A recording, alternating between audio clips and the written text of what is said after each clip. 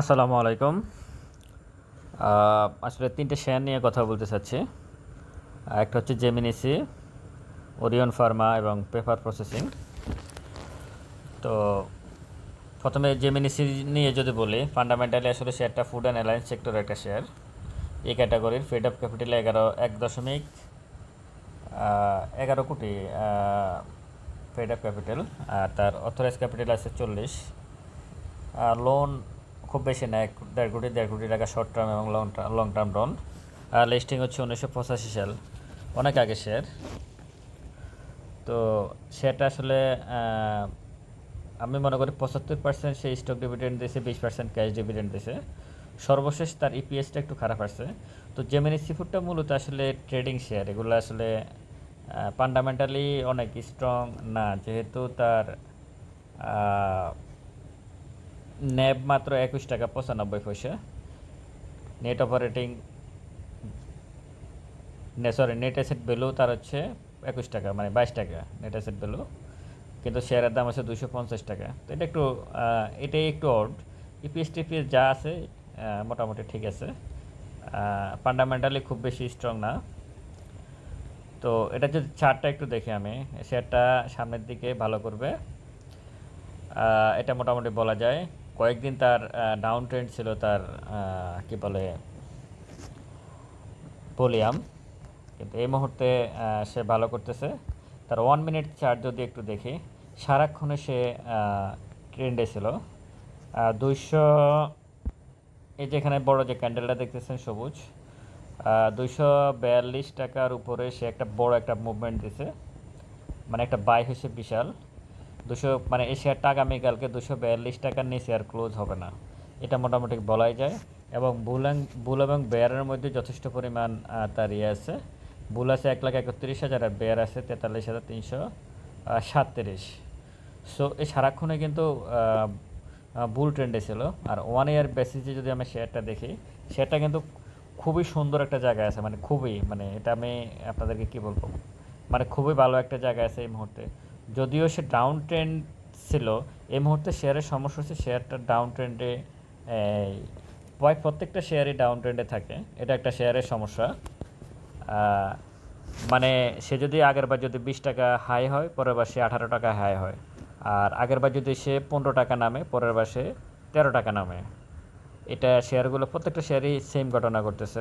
এটা down trend মার্কেটে এরকমই হয়, যখন মার্কেট ডাউনে থাকে তখন আসলে এরকম হয়। তো জেমিনি ফুডটা অবশ্যই বাই সেল আপনাদের সিদ্ধান্ত, কিন্তু জেমিনি ফুডটা আমি বলবো যে সামনের দিনগুলোতে ভালো হওয়ার সম্ভাবনা আছে। এরপরে যদি আমি শেয়ারটা নিয়ে কথা বলি, সেটা হচ্ছে ওরিয়ন ফার্মা। ওরিয়ন ফার্মা 1 বছর আগে যারা আছে তারা 41% লসে আছে। এই শেয়ারটা ফান্ডামেন্টালি মোটামুটি স্ট্রং আছে শেয়ারটা।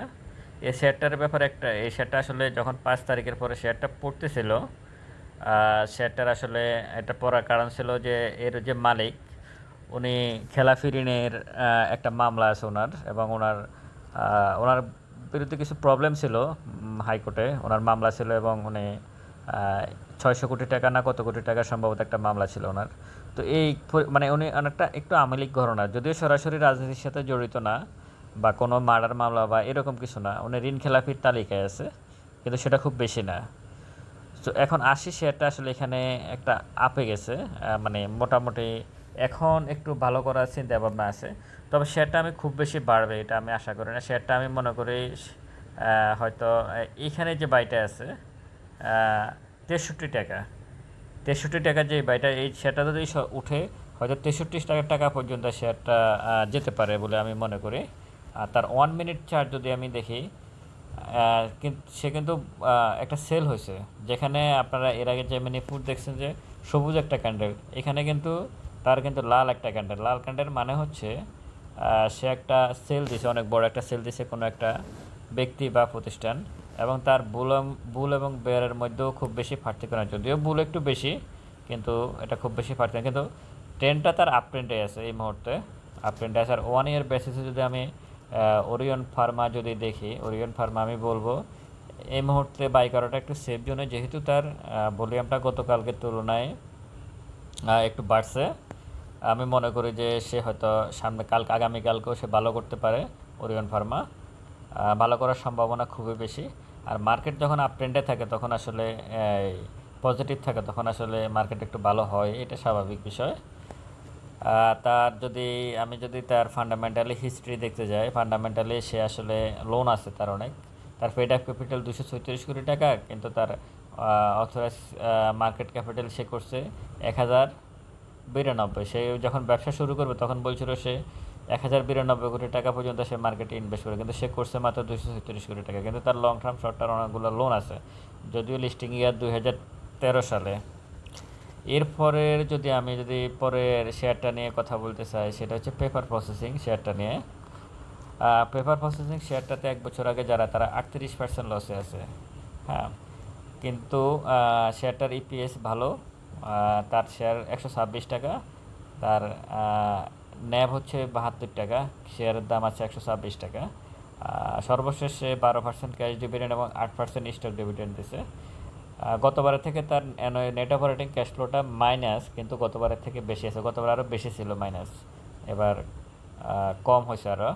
এবং ইনস্টিটিউটগুলোর কাছে শেয়ার সংখ্যা বেশি। ফান্ডামেন্টালি মোটামুটি লো ফেয়ারের শেয়ার 1990 সালে লিস্টিং হয়েছে, অনেক পুরনো শেয়ার পেপার প্রসেসিং। তো এর যদি আমি 1 মিনিট ছাড়টার আগে দেখি, 1 মিনিট ছাড়টে যদি আমি দেখি, এই শেয়ারটা কিন্তু আগামীকালকে হাই হওয়ার সম্ভাবনা খুব বেশি।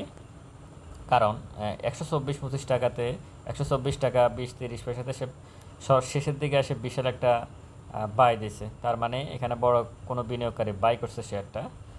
বেয়ারে আছে 2562 আর বুলে আছে 7600। মানে শেয়ার কেনার জন্য সবাই ব্যস্ত আছে এই শেয়ারটা পেপার প্রসেসিং। শেয়ারটার 1 ইয়ার বেসিস যদি দেখি, শেয়ারটার ভলিউম যদিও একটু কম, ক্যান্ডেল আসছে, সবুজ ক্যান্ডেলটা ভালো, মানে বায়াররা মোটামুটি অ্যাক্টিভ আছে। এই শেয়ারটা যদি উপরে উঠে, এটা আস্তে আস্তে উপরে ওঠার সম্ভাবনা আছে, শেয়ারটা উপরের দিকে যাওয়ার সম্ভাবনা আছে, এখান থেকে ব্যাক করার সম্ভাবনা আছে উপরের দিকে মার্কেট। পেপার প্রসেসিং শেয়ারটার যদি আমি বলি, তার ইপিএসটা ভালো এই মুহূর্তে ইপিএসটা ভালো আছে সর্বশেষ Q3-তে। আর এগুলো যেহেতু June ending share, Orion Pharma বলেন, পেপার প্রসেসিং বলেন, এরা জুন এন্ডিং শেয়ার, সামনে এদের ডিভিডেন্ড আছে। ডিভিডেন্ড থাকার কারণে এরা এখন ভালো ডিভিডেন্ড দেবে, ডিভিডেন্ড দিয়ে মার্কেটগুলো, এগুলো ট্রেন্ডিং শেয়ারও, সুতরাং এগুলো ডিভিডেন্ড দেবে এবং মার্কেটকে সামনে নিয়ে যাবে। এদের প্রাইস বাড়াবে, তারা স্বাভাবিকভাবে প্রাইস বাড়াবে, এই শেয়ারগুলোর প্রাইসই সবসময় বাড়ে। এবং আজকে আমি যদি মার্কেট দেখি, এই 3টা শেয়ার নিয়ে আমি বলবো যে এই সর্বপ্রথম যদি আমাকে বলেন কোন শেয়ারটা আপনি এই 3টা শেয়ারের মধ্যে কোনটা রাখবেন, তাহলে আমি সর্বপ্রথমে আসলে জেমিনি সিফুডটা রাখবো।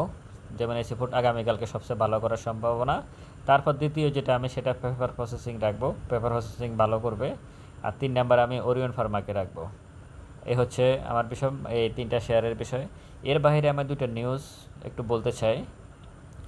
সেটা হচ্ছে মার্কেটে আজকে অনেকগুলা এগুলো আপনারা শুনবেন, 3টা শেয়ারের বিষয় তো বলছি, এখন যে কথাগুলো বলতেছি এগুলো হচ্ছে মার্কেটের মূল বিষয়, এগুলো শুনতে হবে, এই বিষয়গুলো, এই নিউজগুলো আসলে জানা দরকার। কারণ আপনি সকালবেলা ঘুম থেকে যদি বলেন আপনি ভাত খাবেন, তাহলে আপনাকে গরম পানিতে চাল দিতে হবে, তারপর রান্না করতে হবে, তারপরে ভাত হবে। এখন আপনি আমরা যদি সকালবেলায় বলি যে মার্কেট ভালো থাকবে, ভালো হচ্ছে না কেন?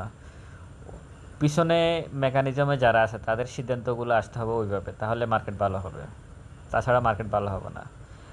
মার্কেট ভালো করতে হলে আজকে কি ঘটনা ঘটছে, আজকে আপনি দেখতেছেন 73-74 পয়েন্টের মতো প্লাস, কিন্তু কয়টা শেয়ারের দাম বাড়ছে? সবগুলো শেয়ারের দাম বাড়ছে। কমার সময় কমছে 5 টাকা, বাড়ার সময় বাড়ছে 20 পয়সা, 50 পয়সা, ঠিক আছে? সবগুলোকে কি বলে এই প্লাস রাখছে, এই প্লাস রাখি লাভ নাই। আপনি একটা শেয়ারে 5 টাকা কমাইছেন, এখন এই 20 পয়সা বাড়াচ্ছেন, এটা করে লাভ নাই। আপনি যে কোনো একটা সেক্টর ধরে সামনে আগাইতে হবে এবং আইসিবিকে টাকা দিতে হবে। আইসিবি দুঃখে মরতেছে, আইসিবিকে টাকা না দিলে মার্কেট ভালো হবে না। বড় ইনস্টিটিউটগুলো বা মার্চেন্ট ব্যাংক যারা বিভিন্ন প্রতিষ্ঠান যারা মার্কেটকে প্লে করে, তাদেরকে ডেইলি বেসিসে তারা যে ডেইলি ট্রেড করে, এগুলো বন্ধ করতে হবে তাদের। ডেইলি ট্রেড যদি বন্ধ না করে তাহলে মার্কেট ভালো হবে না, ডেইলি ট্রেডটা বন্ধ করা উচিত। বড় বিনিয়োগকারীরা ডেইলি ট্রেড করলে মার্কেট পড়ে যায়, একটা শেয়ার দাঁড়াইতে পারে না, আর সে তার জায়গায় পুষতে পারে না। ক্ষুদ্র বিনিয়োগকারীরা আসলে ক্ষতিগ্রস্ত হয় এবং ক্ষতিগ্রস্ত হয়ে আছে। এই যে এত কিচ্ছা কাহিনী হইতেছে মার্কেটে, এখনও 90% সাধারণ বিনিয়োগকারী পোর্টফোলিওতে 50 থেকে 60% লসে আছে এখনও, অথচ মার্কেট আপ ডাউন করতেছে। কিছু কিছু শেয়ারের দাম ঠিকই বাড়তেছে, কিছু পড়তেছে, কিন্তু পোর্টফোলিওর উন্নতি হয় না। পোর্টফোলিও দিন দিন কিন্তু অবনতি হচ্ছে। আপনি দেখেন আপনার পোর্টফোলিও দিন দিন কিন্তু অবনতি হচ্ছে। আপনি যদি দেখেন আপনার পোর্টফোলিও দিন দিন আপনার পোর্টফোলিও কিন্তু অবনতি হচ্ছে। সুতরাং মার্কেটকে ওইভাবে তৈরি করতে হবে। সিকিউরিটি এক্সচেঞ্জ কমিশনের আসলে মার্কেট প্লেয়ারদের সাথে ফাইট করে কোনো লাভ নাই। সে ফাইট করতেই পারবে, কিন্তু মার্কেট ভালো হবে না। এই মার্কেটে প্লেয়ারদেরকে কাজ করার সুযোগ, তাদেরকে প্লে করার সুযোগ দিতে হবে। হ্যাঁ, আপনি বলতে পারেন যে এইভাবে তোমরা করো। যেমন ব্যাংকের শেয়ারগুলো সবগুলো ফ্লোরের উপরে, প্রায় বেশিরভাগ শেয়ার ফ্লোরের উপর তুলে দিছে। এখন ব্যাংকের শেয়ারকে একটু ডাউন করে ইন্স্যুরেন্স ধরতে পারে, ইঞ্জিনিয়ারিং ধরতে পারে, টেক্সটাইল ধরতে পারে, এই জিনিসগুলো ধরতে পারে। একটা সেক্টর ধরে ধরে একটা আপ নিয়ে সাধারণ বিনিয়োগকারী বের করে দিলে তখন তারা আবার অন্য শেয়ারে ঢুকতে পারে। তখন মার্কেটে ফান্ড ঢুকবে, তখন মার্কেটে লিকুইডিটি বাড়বে, তখন মার্কেটে ফান্ড ঢুকবে, তখন 1,000-1,500 কোটি টাকার লেনদেন হবে। আজকে কত টাকার লেনদেন আছে? গতকালকের থেকে আজকে লেনদেনের পরিমাণ কমে গেছে। লেনদেনের পরিমাণ কমিয়ে মার্কেটকে ভালো করা যাবে না, ভলিউম বাড়াইতে হবে। এই মার্কেটে 700 শেয়ার আছে, প্রায় 700 শেয়ার। এই 700 শেয়ারকে আপনি ভালো করতে হলে আপনাকে দৈনিক 1,000-1,500 কোটি টাকার লেনদেন করতেই হবে। আপনি 700, 500, 600 কোটি টাকার লেনদেন দিয়ে এই মার্কেটকে কখনোই কোনোভাবে ভালো করতে পারবেন না। মার্কেটে ভলিউম বাড়াইতেই হবে, এবং সেটা ফেক ভলিউম না, রিয়েল ভলিউম যেটা, সেটা বাড়াইতে হবে। তাহলে মার্কেট ভালো থাকবে। আশা করি আপনারা সামনের দিনগুলো ভালো থাকবেন, দোয়া করবেন। আসসালামু আলাইকুম।